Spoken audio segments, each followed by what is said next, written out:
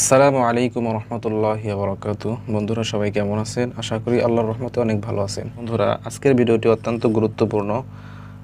কারণ হলো গত আমরা 3টি পর্বে বা 4টি পর্বে আমরা আরবি 29 হরফের যে বিভিন্ন রূপ, এই রূপগুলো শিখছিলাম। সেই বিভিন্ন রূপগুলো আমরা একটি মাত্র ভিডিও থেকে শিখব। তো বন্ধুরা অবশ্যই ভিডিওটি সম্পূর্ণ দেখবেন, একটুও টানবেন না, কারণ টানলে আপনি হরফগুলো মিস করবেন। অর্থাৎ কোন হরফ কীভাবে লিখতে হয় যদি আপনি আগের ভিডিওগুলো নাও দেখে থাকেন, তারপরেও কিন্তু এই ভিডিও থেকে আপনি শিখতে পারবেন। তো বন্ধুরা প্রথমত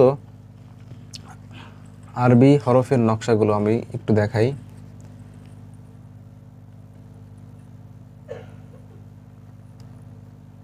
যারা আগের ভিডিওগুলো দেখছেন তারা বুঝতে পারবেন এটাকে বলা হয় এক দাঁত। এরপরে যদি এভাবে একটা গোল মাথা দেই তাহলে হবে, এটাকে বলা হবে গোল মাথা। এরপরে আমরা যদি এইভাবে 3টা দাঁতের মতো দেই, এটাকে বলা হবে 3 দাঁত। 3 দাঁত বলা হবে, অর্থাৎ 3 দাঁতের মধ্যে দেখা যায়, এর জন্য আমরা কি বলতেছি 3 দাঁত। তো এরপর যদি আমরা এইভাবে লিখি, এটাকে বলা হয় সদের মাথা। অর্থাৎ এটা এক দাঁত, এটা গোল মাথা, এটা 3 দাঁত, এটা সদের মাথা। তো এরপরে আমরা শেষে যদি এরকম লিখি তাহলে হবে ত। অর্থাৎ এক দাঁত হইলো এটা, এটা গোল মাথা, এটা 3 দাঁত, এটা সদের মাথা, এটা ত। এখন এইখান থেকে আমরা এই নকশা থেকে আমরা 13টি হরফ বের করব। দেখেন কিভাবে বের করতে হয়। এই যে একটা দাঁত আছে, এই একটা দাঁত দিয়ে কতটি হরফ হবে দেখেন। একটা দাঁত দিয়ে 5টা হরফ হবে।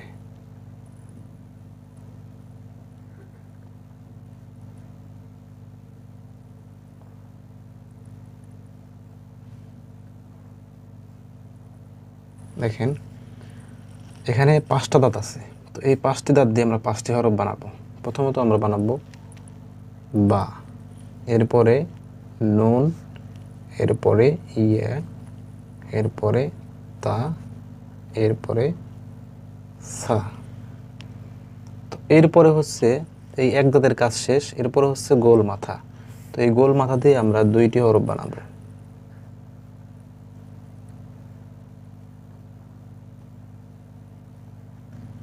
দেখেন চিকন হয়ে গেল লেখাটা।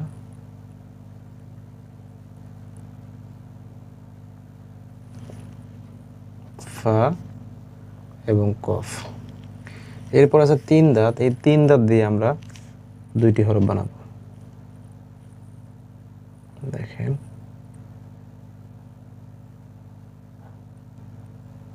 যদি আপনি লেখা শিখতে চান তাহলে কিন্তু আপনি এই লেখা থেকে লেখা শিখতে পারবেন। সিন এবং শিন। তাহলে 3 দাঁত দিয়ে আমরা বানাইলাম 2টা হরফ, সিন এবং শিন। এরপর সদ আছে, আমরা সদের মাথা দিয়ে 2টি হরফ বানাবো। 1 নম্বরে সদ, 2 নম্বরে দদ। একটা বিষয় খেয়াল করেন, আমি যখন লিখতেছি লেখার এই দেখেন দাঁতের মাঝখানে কিন্তু ফাঁকা আছে। এই মাঝখানে কিন্তু ফাঁকা আছে। যখন আপনি লিখবেন লেখার ক্ষেত্রে কিন্তু এরকমভাবে আপনি মাঝখানে ফাঁকা রাখবেন, তাহলে কি হবে, লেখাটা আকর্ষণীয় হবে। দেখেন তো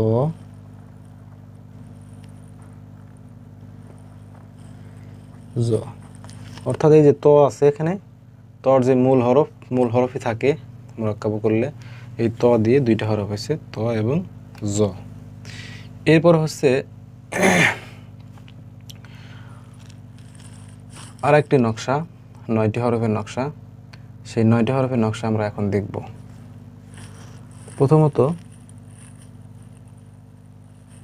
হার মাথা, এটাকে বলা হয় হার মাথা।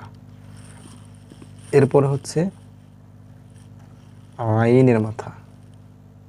দেখেন এই যে আমি আইনটা লিখলাম, মাঝখানে কিন্তু ফাঁকা আছে, এই ফাঁকাটা থাকবে। ফাঁকাটা থাকলে লেখাটা আপনার সুন্দর হবে। এটা হচ্ছে লাম।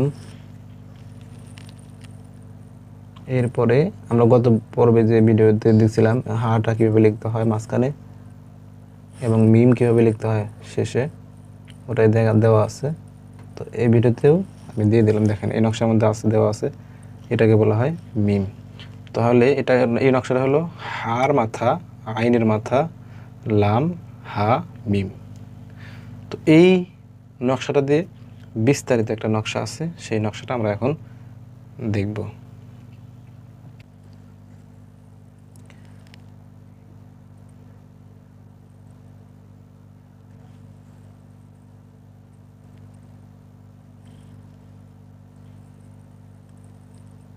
আমরা জানি হার মাথা দিয়ে 3টি হরফ হয়।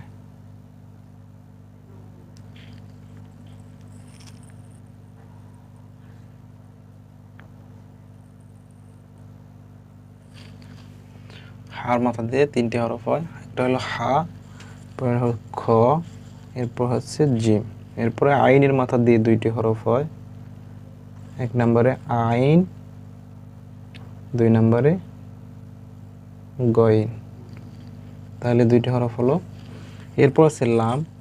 তো এই লাম দিয়ে আমরা দেখেন, লাম দিয়ে আমরা 2টি হরফ বানাবো, একটা হচ্ছে লাম, একটা হচ্ছে কাফ। এরপরে হা আছে, হা দিয়ে এই একটি হরফে হবে, সেটা হলো হা, আর মিম মিমের মধ্যে থাকবে।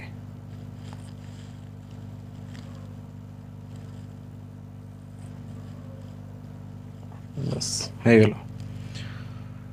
তো এখন যদি আমরা এই নকশাটাকে পুরো একটা নকশায় আমরা রূপান্তর করি, তাহলে এইটা আর এইটা এক হয়ে গেলেই পুরো একটা নকশা এক হয়ে যাবে। তো বন্ধুরা, সেটাই আমি দেখাবো। দেখেন কিভাবে লিখতে হয়, পুরো একটা নকশা কিভাবে লিখতে হবে। এই লেখাটা একটু ছোট করে লিখতে হবে, তাহলে না হলে জায়গা হবে না। প্রথমত এক দাঁত দিয়ে 2টি হরফ হবে, সরি, এক দাঁত দিয়ে 5টি হরফ হবে।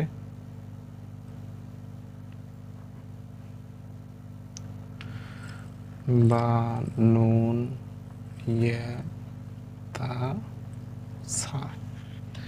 এরপর হচ্ছে গোল মাথা,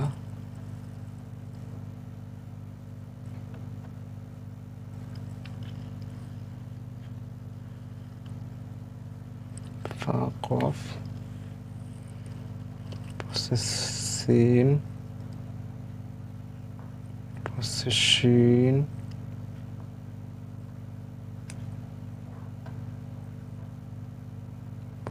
সদ, দদ, তো, জ, সিন, শিন, সদ, দদ, তো, জ। এখন আমরা এইখান থেকে আমরা এই যে লিখছি আমরা এই নকশাটা উঠায় দিলেই কিন্তু আমাদের পূর্ণ একটা নকশা হয়ে যাবে। দেখেন এখানে জায়গা হবে না, আমি তারপরেও লিখি একটু কষ্ট করে।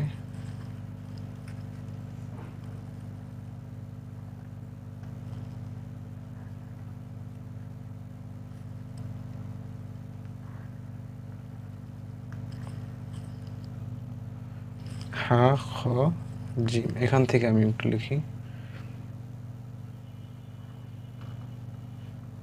আইন, গইন, লাম, কাফ, হা, মিম। এই হলো এই নকশা, আর এই নকশার পূর্ণ রূপ হলো এটা। তো যদি লেখা শিখতে চান তাহলে লেখাও শিখতে পারবেন এখান থেকে, যদি পড়া শিখতে চান তাহলে কিন্তু পড়া শিখতে পারবেন। অর্থাৎ আরবি 29টা হরফের মধ্যে 7টি হরফ বাদ দিয়ে বাকি সবগুলো হরফ কিন্তু এখানে আছে।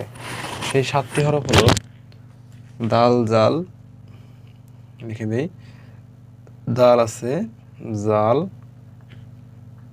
র, ঝা, ওয়াও, হামজা, আলিফ।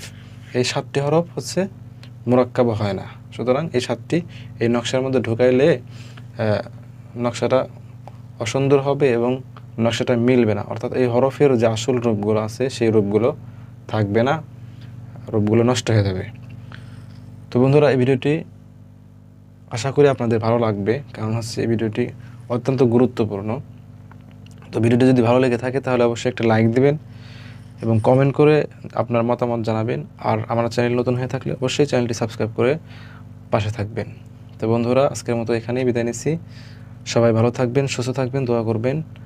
আসসালামু আলাইকুম ওয়া রাহমাতুল্লাহি ওয়া বারাকাতুহু।